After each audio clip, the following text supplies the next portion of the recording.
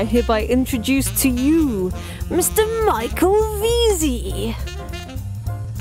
Back to the whole question of wholesalers then. Is it valid to, approach a wholesaler and try and sell on Seller Central? Is that still a viable business model for now? Yeah, for sure. What do you mean by wholesaler? Like a wholesaler, a person who owns a bunch of different brands, or a brand owner? Let's talk about both. Let's talk about a brand owner first. So the brand owner for sure. The wholesaler, I don't know as much, because if they have to make some margin too and everything, I don't know if there's going to be enough meat on the bone. And probably they have other accounts at wholesaler that are Amazon sellers who are trying to do the same thing. Okay. So that seems like a little bit more riskier. Right, risky. Okay. So you want to go straight to the brand owners if possible. So in this case, like Black Diamond Climbing Equipment or whoever.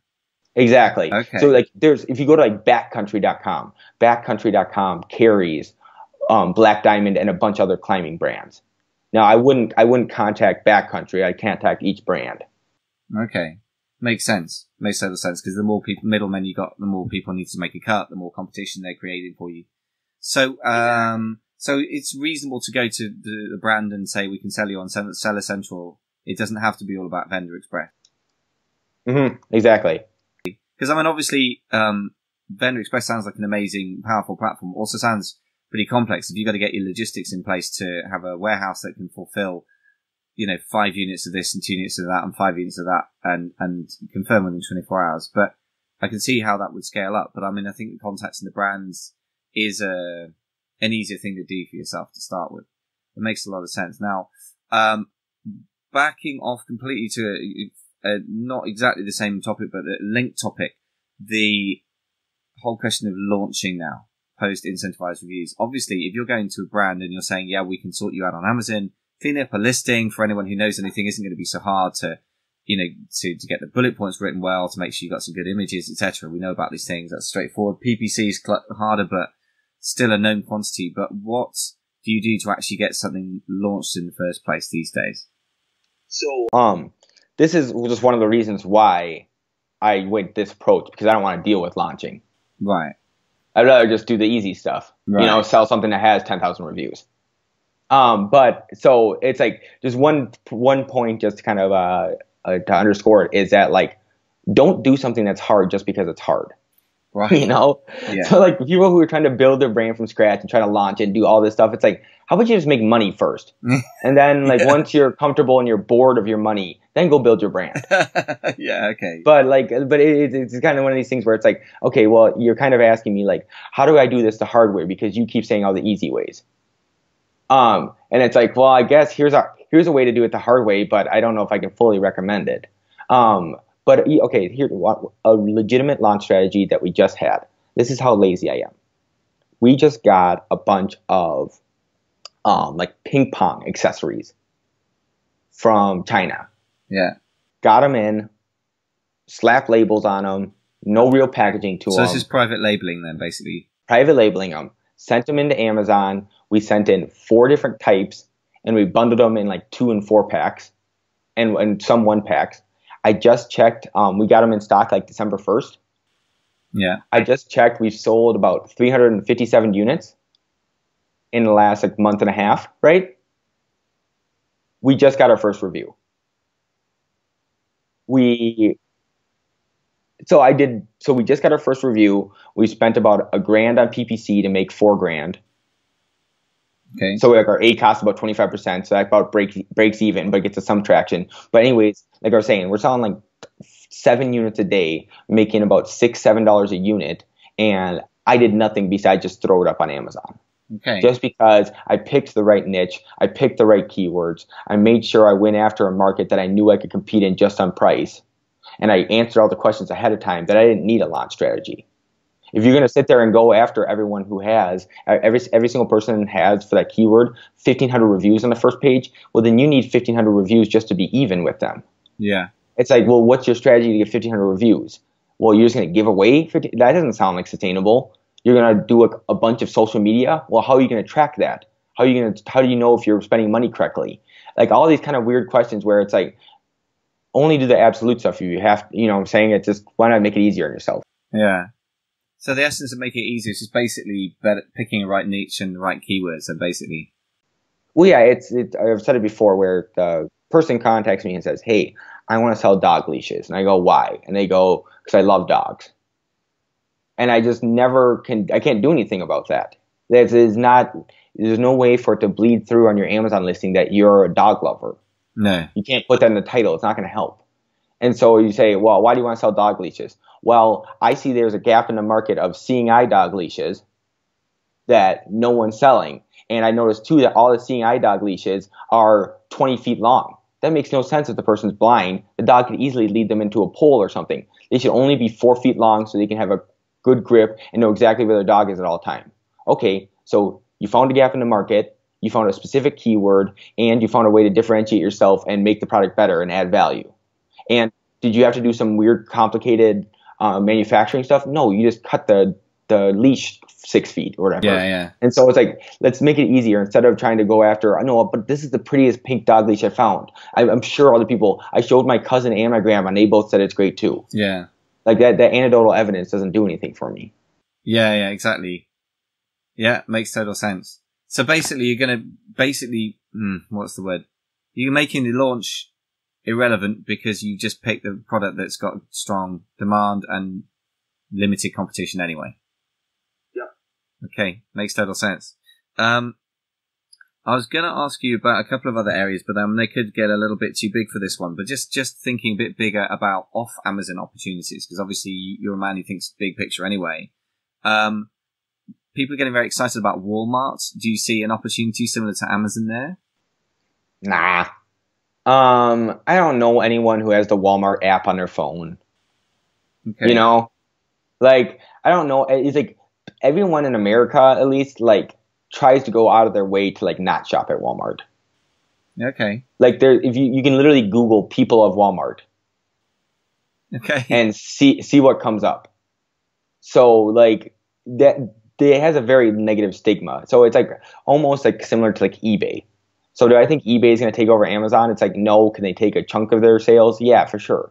But like, do I think they're going to be a major competitor? It's like, no. People prefer the nice Amazon experience, one-click checkout. They get their products in 2 hours, opposed to having to pay for 3-day shipping on Walmart, pay for higher prices on Walmart. It's just kind of ridiculous. And then two, at that point, if I'm going to buy all this stuff on Walmart.com, why not just drive down the street and just go to Walmart? Okay. Yeah. Yeah, I suppose that's true. So they've already got their channel, and that's the physical store, and that's for a certain type of person kind of thing. Exactly. And how many Gree-Grees do they sell on Walmart.com? Yeah, I'd imagine not many. It's too specialist. That's very interesting because I hear some people getting very excited about it. There's Brett Bartlett, I think, from was it the Proven Amazon Proven Products in Inventory? I think it is from one of Jim Cochran's people. Seems to be quite excited about it, but I don't know. Maybe they got certain types of product that sell to Walmart type customer. I don't know, but that's very interesting. I think too, if they think that they actually have like a brand and like a fancy product, like a cool baby product that they designed from scratch, if they're thinking, okay, well, I increase sales by 10, 15% by going to Walmart.com, it starts selling well there. They start carrying me in Walmart stores. Now my little private label product I created 18 months ago now is being carried in Walmart, Target, and is like a real brand. So I think they're getting maybe more excited from that kind of opportunity opposed to just like straight cash. So it's not Walmart.com that excites them, it's Walmart, the retail stores, really. I think maybe Walmart, that, and just kind of the name Walmart, because like even to like my grandparents have no idea what Amazon.com is. Right. You know, but if I told them my products were being sold in Walmart, they would think I was the coolest guy ever. Right, yeah. Yeah, okay, so that's an interesting one. So maybe it's more, they sense an opportunity / it's a household name thing. But yeah, because I mean, obviously it's not something we have in the UK really. So, I mean, Walmart, Asda, there's a bit of a link, but it doesn't really have the same sort of resonance of stigma. I suppose I'm trying to think what the equivalent is. I don't think there's a supermarket that's really kind of totally stigmatized in the UK in the same way, but it's worth bearing in mind as well, actually. So talking about the eBay thing, obviously I know you've made quite a bit of money in the past on eBay. So you think that's going to shrink as a percentage of e-commerce over the next 2-3 years, or? I was literally just talking to a stockbroker and a like hedge fund manager who owns a bunch of eBay, and we were just having this conversation. Okay. And basically, he was saying, yeah, eBay looks pretty good compared to the rest of the retail companies if you compare their financials. Okay. And I go, well, who are the rest of the retail companies? Macy's, who's closing 10,000 stores. Sears.com, who's closing 6,000 stores. Like, Yeah. okay, so you're comparing them to all these people who are about to go bankrupt. Well, that's not a very good sign. No. So yeah, of course they look good compared to them. And he goes, yeah, but they grow it's like 3.5% year over year pretty consistently. And I go, okay, again, how did you see what the S&P average was for 2016? The S&P average, the normal stock companies grew 18%. It's like 3%. That's not that cool. Yeah. And two, if you just look, like the number of Americans getting online each year grows by 3%. So it's like they're growing at like the pace of the internet and like slower than GDP. It's like, okay, well, that doesn't really get me anything too excited. So yeah, they're growing. They're not going out of business, but at the same time, it's like, are they growing that much faster than everything else around them? Well, currently, yes, because everything around them is blowing up. Yeah. But like, if you compare them just to the normal economy, no.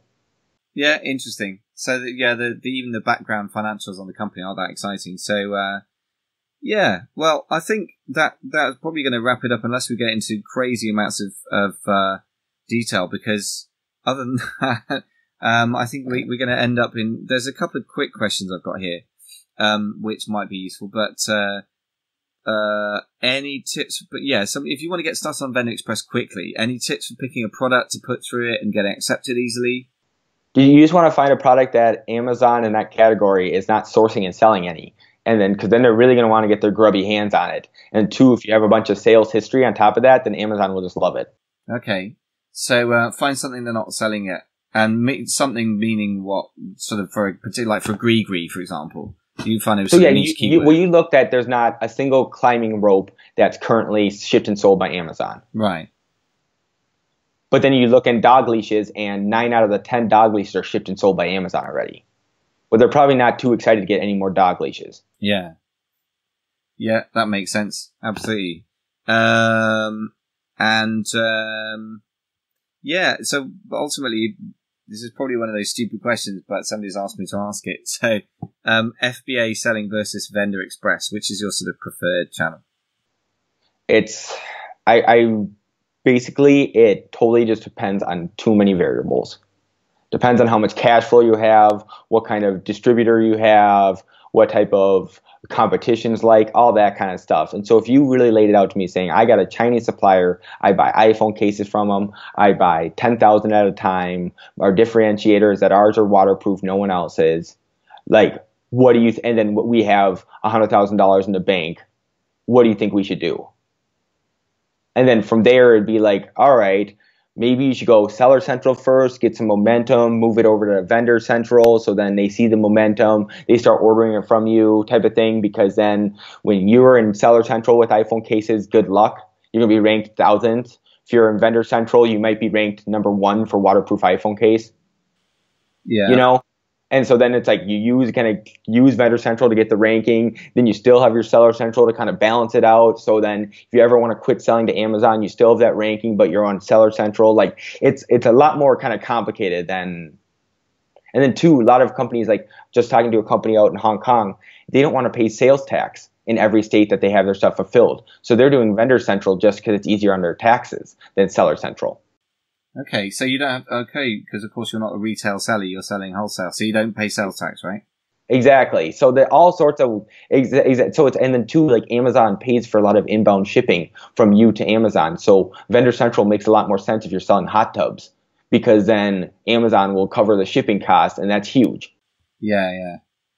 That makes sense. Yeah. So there's way too many variables to be able to answer any question generally.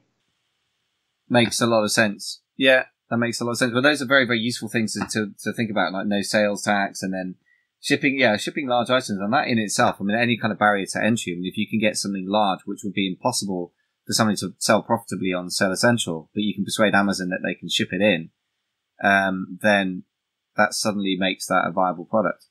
Yeah, one of our, like the publicly traded companies, I run their Amazon account. Their average product is like, say like 2.5 meters by 2.5 meters by 2.5 meters. Wow. And so like without Vendor Central, good luck. Yeah. That makes sense. So basically it enables you to sell products profitably that would just be completely hopeless without. Very interesting. Well, I think before we blow everybody's brains, we better wrap up a little bit on the that whole topic area. Just one final area to ask you about, which is one that I love to ask somebody of your sort of breadth of thinking about, which is your predictions for 2017 and indeed beyond. Where do you think things are going? You already said that in 3 years' time, Amazon is going to be bypassing third-party sellers, which makes a lot of sense in terms of their business model. What are your other predictions that are going to be a little bit sooner than that? So I think 2017 third-party sales still probably grow from 2016. Okay. But at the same time, I think Amazon slowly but surely condenses. If you look at their latest earnings report for their last quarter, they said the amount of items on Amazon offered for sale has gone down, but the number of items fulfilled by Amazon has gone up. So I think Amazon's cleaning up a lot of those junky Chinese sellers that are selling stuff at super expensive costs, merchant fulfilled. I think they got people like me going through and condensing all the listings. Yeah. And so once they kind of get rid of a lot of like the riffraff, there's going to be it's going to be very plain and simple who are the private labelers who care and who are the ones who are selling just junk. And eventually those junk ones will kind of phase themselves out. And so I think the amount of sales of third-party sellers will maybe grow, but the amount of third-party sellers and the amount of third-party products offered may fall over time. And then so like by the time 2018 rolls around, everyone's going to be wanting to kind of find some way to differentiate themselves because they're going to see that the third-party selling is kind of a thing of the past as Amazon cleans up their catalog. Makes sense. Well, Will, it's been a thought-provoking and a pleasure as ever to talk to you. And I better go dig around at Vendor Express and make some decisions about what I might try and sell on that. So where can people get hold of you, Will? Where can they hear more of your thoughts and your strategies? Our consulting company is called Goat Consulting, goatconsulting.com. If you want, email me at will@goatconsulting. I have a Vendor Central versus Seller Central calculator, profit calculator. So email me and say, hey, I need that calculator, and I'll send it over your way. Besides that, Twitter at WTJERN, Facebook /Tjernlund. You can find me anywhere. I'm pretty easy to find. My last name's kind of goofy. Yeah. Yeah, I can sympathize. VZ is one of those that I've been spelling my entire life and nobody can ever pronounce. So yeah, you have my sympathy there. Well, thank you. I'm sure that I'm certainly going to be one of the first people to email you for your profit calculator because I'm always interested in seeing different ways of doing that. People are always emailing me for profit calculators, so I'm always interested to compare and to see if I'm missing something important or my ratios or way of measuring are wrong. But other than that, it just remains for me to say big thank you and all the best with your amazing business ventures in 2017. And hopefully we'll get you back on the podcast in the near future to talk about your latest thinking.